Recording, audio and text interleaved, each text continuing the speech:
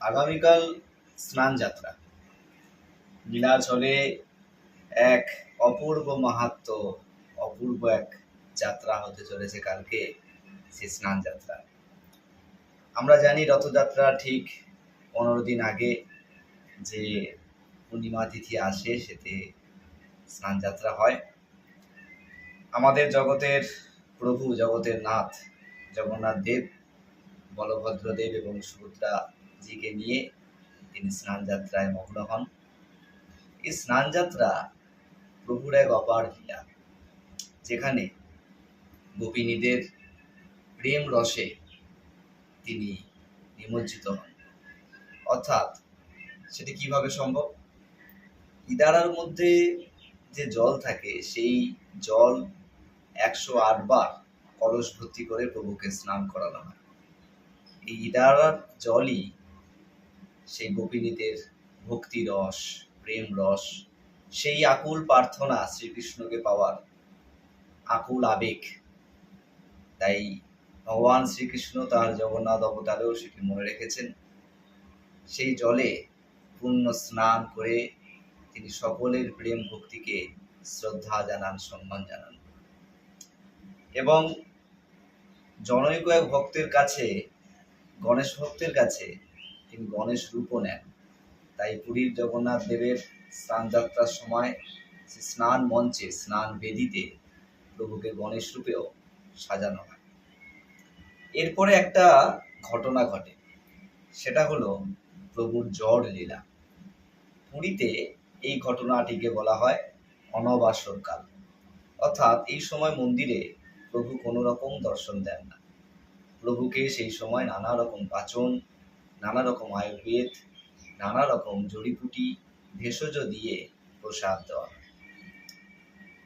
এখানে দার্শনিকভাবে একটি গুরুত্বপূর্ণ তথ্য, গুরুত্বপূর্ণ বিষয় ফুটে ওঠে। সেটা হচ্ছে আমরা মানব জাতিরা, মানুষরা এবং পৃথিবীর সকল প্রাণীরা এই জ্বর, চারি, দুঃখ, কষ্টে নিজেরা কষ্ট পায়।